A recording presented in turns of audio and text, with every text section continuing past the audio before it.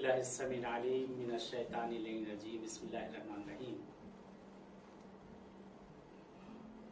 खुदा का लाख लाख शुक्र अदा करते हैं परवरदिगार का, अहले बैत अत्हार का, कि जिसने एक मरतबा और जिंदगी दी हमें और तौफीक दी कि माह रमजान हमें और आपको मैसर हो। माह रमजान की जो बरकतों का महीना है, जो रहमतों का महीना है, कि ये महीना है कि जिसमें परवरदिगार आलम ने हर तरह की नेमत को इंसान को इनायत किया है। और इस महीने की खुसूसियत यह है कि माह रमजान में जैसा कि रवायतें हैं, परवरदिगार ने शैतान को कैद कर दिया है। शैतान कैद हो गया है। अब ये कि हम शैतान न बन जाएं।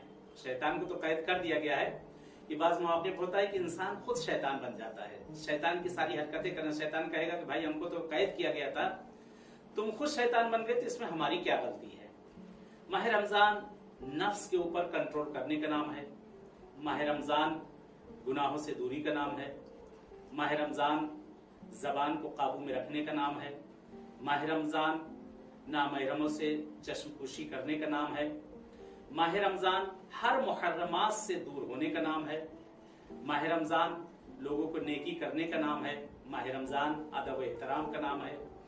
माह रमजान ये वो महीना है कि जिसका नाम रवायत में रैयान भी कहा गया है, यानी जन्नत में एक ऐसा दरवाजा है कि जो परवरदिगार फकत उस दरवाजे से जो शख्स रोजा रहेगा उसको जन्नत में उस दरवाजे से दाखिल किया जाएगा और उसके बाद वो दरवाजा बंद कर दिया जाएगा।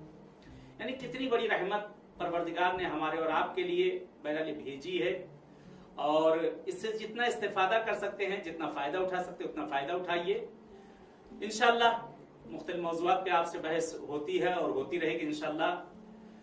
गुजारिश यही है कि रमजान में जितना हो सके अपने नफ्स पर कंट्रोल रखा जाए, जितना हो सके अपने आप को काबू में रखा जाए और मुहर्रमात से दूरी की जाए इंशाअल्लाह। चले इजाजत चाहते हैं इंशाअल्लाह की फिर मुलाकात होगी।